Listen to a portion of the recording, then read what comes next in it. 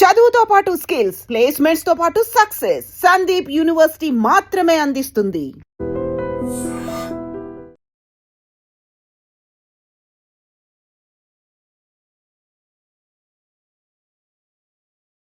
Hi hello నమస్తే welcome back to wider media. Vaishnavi హత్య కేసులో పలు రకాల విషయాలు బయటపడతా ఉన్నాయి.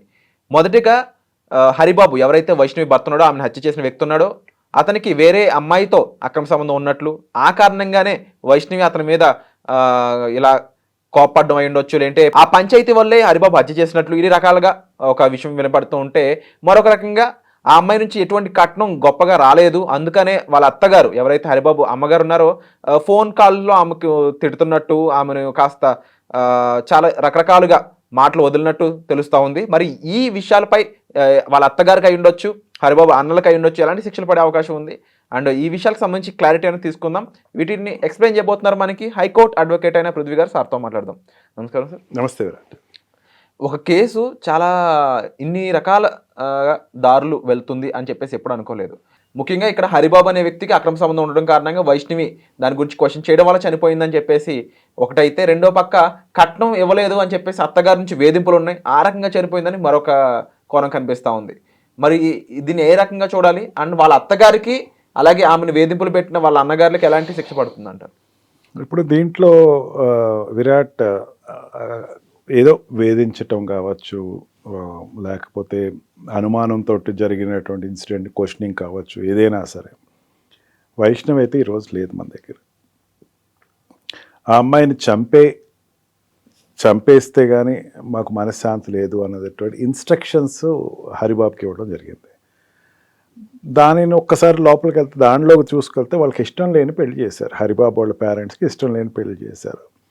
ఇష్టం లేని పెళ్లి చేసి 6 months అయింది. 6 months కూడా దాటలేదు. ఈ హరిబాబు అనే అతను ఒక సింపతి గెయినర్.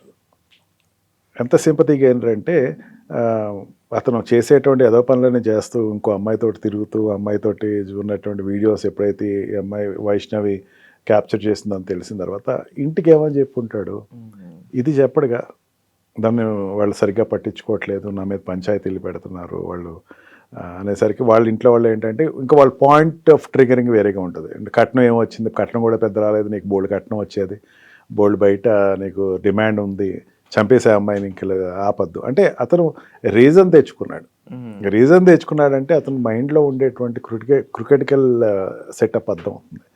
ఇట్లాంటి వాడు సమాజంలో ఉండకూడదు. ఫస్ట్ అతను ఏమని కోరుకుంటున్నాడు, నాకు చంపే రీజన్ ఒకళ్ళు ప్రోత్సహించాలి. ఇంట్లో పేరెంట్స్ కావచ్చు, వాళ్ళ తల్లిదండ్రులు కావచ్చు, వాళ్ళ అన్నలు కావచ్చు, ఎవరైనా సరే చంపే రీజన్ వాళ్ళకి చెప్పి రేపొద్దు నాకు సపోర్ట్ చేస్తారు వీళ్ళు అని చెప్పేసి ఒక రీజన్ తెచ్చుకున్నాడు. అంటే వీడు చేసిన తప్పు బయట చెప్పడం.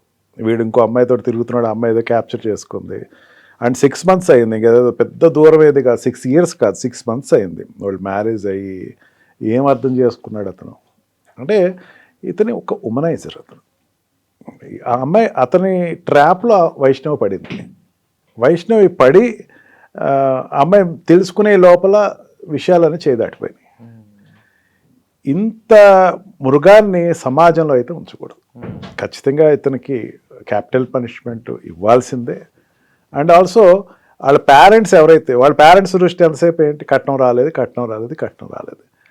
అమ్మాయిలు ఏమన్నా బయట దొరికేటువంటి వంకాయలను బెండకాయల కట్నం కోసం, అంటే నాకు అబ్బాయిలు ఇగో మా వంకాయలు, మా బెండకాయలు, ఇది ఇట్లా చెప్పేసేసి కట్నం డబ్బు తీసుకుంటానికి మార్కెట్లో ఉండేటువంటి వస్తువులు కాదుగా అబ్బాయిలు. వాళ్ళ దృష్టి కోణం ఎంతవరకు ఉందంటే, కట్నం రాలేదు. కట్నం నువ్వు లవ్ మ్యారేజ్ చేసుకున్నాడు, నీకు చెప్పకుండా పెట్టుకుంటే లవ్ మ్యారేజ్ చేసుకున్నాడు, అయిపోయింది. అది కూడా అమ్మాయిలను ఒప్పించి అమ్మాయి వాళ్ళకి ఎటువంటి ఇష్టం లేదు, ముందు అమ్మాయి వాళ్ళకి ఇష్టం లేదు, పోనీ ఏదో ఇద్దరు ఇష్టపడ్డారు, ఇక్కడే ఉంటే మన దగ్గరే ఉంటే కూడా ఉంటారు, బాగానే ఉంటారు, కళ్ళు ఎదుర్కొంటూ ఉంటారు, పోనీ వాళ్ళ పేరెంట్స్, అమ్మాయి వైష్ణవి వాళ్ళ పేరెంట్స్కి నిజంగా హ్యాట్స్ ఆఫ్ చెప్పాలి విరాట్. ఎందుకంటే దూరం పెడితే ఇంకా మన సరిగ్గా అబ్జర్వ్ చేయలేము, దగ్గర పెట్టుకుందాం అని చెప్పి అప్పుడు ఇంట్లో దగ్గర పెట్టుకుంటాం, అమ్మాయికి 2 గుంటలు ల్యాండ్ ఏదో కొనటం, ఇవ్వటం, గిఫ్ట్ కింద ఇవ్వటం, కట్నం ఇవ్వటం ఇచ్చారు. అత్యాశ, ఇది సరిపోదు, ఇంకా కావాలి వాళ్ళ పేరెంట్స్ దృష్టిలో. వీళ్ళ పేరెంట్స్, అమ్మ నాన్న కానీ, అన్నగారు కానీ, ఇతను కానీ, వీళ్ళందరూ కూడా ఒక క్రిటికల్ యాక్ట్ ఏంటంటే చంపేయాలి అమ్మాయి. చంపేసేసిన తర్వాత మనం ఎలిమినేట్ అమ్మాయిని ఏదో రకంగా ఎలిమినేట్ చేసి ఆ ఆస్తులు కొట్టేద్దామనో లేకపోతే ఇంకో పెళ్లి చేద్దామని. ఇటువంటి వాళ్ళు మాత్రం అసలు ఎవ్వరు ఆ నలుగురు ఆ తల్లిదండ్రులు కానీ ఆ అబ్బాయిని కానీ నలుగురిని క్యాపిటల్ పనిష్మెంట్ ఇవ్వాల్సిందే. సమాజంలో ఇంకొకళ్ళకి ఇటువంటిది చేస్తే ఈ శిక్ష ఉంటుంది అని చెప్పేసి ధైర్యంగా బతికేటువంటి పరిస్థితి రావాలి.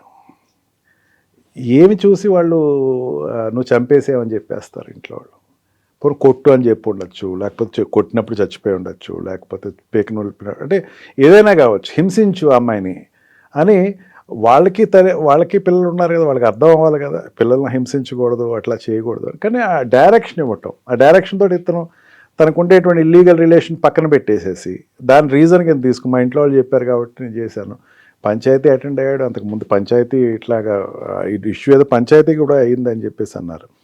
నిజంగా అమ్మాయి తల్లిదండ్రులకి ఎంత ఆక్రోధన ఉంటుంది మైండ్లోను అసలు. అందుకే వాళ్ళ బ్రదర్ అనుకుంటా బయటకు రానివ్వండి చంపేస్తాను, నేనే చంపి పూర్తి చేస్తాను అన్నాడు. తప్పులేదు, అతను అన్న దాంట్లో ఎక్కడా తప్పులేదు. మరి ఇప్పుడు ఈ కేసులో హరిబాబు అనే వ్యక్తికి మీరు ఇందాక ప్రీవియస్ ఎపిసోడ్లో చెప్పారు హ్యాంగింగ్ వరకు వెళ్ళొచ్చు స్కోప్ ఉందని. ఇప్పుడు మరి A2గా ఉన్న వాళ్ళ అత్తగారు అయి ఉండొచ్చు, అంటే హరిబాబు గారు వాళ్ళ అమ్మగారు అయి ఉండొచ్చు, లేదంటే వాళ్ళ అన్నలు అయి ఉండొచ్చు. వీళ్ళకి కూడా చాలా ప్రేరేపితం చేశారు ఆ అబ్బాయిని అండ్ ఆ అమ్మాయిని కూడా దూషించారని తెలుస్తూ ఉంది. వీళ్ళకి ఎలాంటి శిక్షలు పడవచ్చు? వాళ్ళు కూడా ఎబెటర్స్ అవుతారు విరాట్. అంతేగాని వాళ్ళు కూడా ప్లానర్గా అవుతారు, లేకపోతే ఎబెటర్స్ ఇప్పుడు ఒక వ్యక్తి చంపేస్తే అవి ఒక్క వ్యక్తికే కాదు, అక్కడ పక్కన చుట్టుపక్కల ఉన్న వాళ్ళు కూడా చంపే ప్రోత్సహిస్తే వాళ్ళు కూడా సేమ్ ఈక్వల్ పనిష్మెంట్ వస్తుంది. వాళ్ళకు కూడా హ్యాంగింగ్ డెత్ అంటూ వస్తే వాళ్ళు ఏమి ఎక్స్క్యూజబుల్ కాదు. కాకపోతే ఒకటి చూస్తుంది కోర్టు, వాళ్ళు చంపమన్నారా హింసించమన్నారా. చంపేసేయమని చెప్పుంటే ఖచ్చితంగా వాళ్ళకి కూడా వస్తాయి. లేదా హింసించి అమ్మాయిని చేతకోటు లేకపోతే ఏదో రకంగా చేయంటే మాత్రం రాదు. వాళ్ళు అబెటర్స్ ఎంతవరకు వస్తారంటే అక్కడ వరకు హింసించారు కాబట్టి అంతవరకే పనిష్మెంట్ వస్తుంది. లేదా చంపేయమని చెప్పి వాళ్ళు ప్లాన్ చెప్పి గొంతు నిలిపి చంపేసేసి వాళ్ళు ప్లాన్ చెప్పి చేస్తే వాళ్ళు కూడా ఈక్వల్గా హ్యాంగింగ్ పనిష్మెంట్ వస్తుంది, దాంట్లో డౌట్ లేదు. సో విన్నారు కదండి, వాళ్ళ అత్తగారికి అంటే ముఖ్యంగా వైష్ణవి గారి అత్తగారు అయితే ఎవరైతే ఉన్నారో ఆవిడ కూడా ఆ అమ్మాయిని కాస్త హింసించడం జరిగింది. అండ్ ఆ కేసులో ఆవిడకి కూడా ఆ ఇంపార్టెన్స్ ఉంది కాబట్టి ఆవిడ కూడా సివియర్గానే శిక్ష పడేటట్టు అయితే కనిపిస్తూ ఉంది. అండ్ మరి ఈ విషయాలపై మీకు ఏమనిపిస్తుంది? ఇలాంటి సంఘటనలు జరిగినప్పుడు 10 మందికి దీని గురించి తెలియజేసే అవసరం ఎంతైనా ఉంది, ఎందుకంటే ఇలాంటివి మరి చోట రిపీట్ అవ్వకుండా ఉండడం కోసం అని చెప్పేసి. సో మీరు ఎలా ఫీల్ అవుతుందో తప్పకుండా కామెంట్స్లో మెన్షన్ చేయండి. వీళ్ళకైతే ఈ విధంగా శిక్షలు పడతాయని మనకి హైకోర్టు అడ్వకేట్ అని పృథ్వీ గారు అయితే చెప్పడం జరిగింది. And thank you so much sir, ఇలాంటి అవేర్నెస్ ఇన్ఫర్మేషన్ మాకు ప్రొవైడ్ చేస్తున్నందుకు.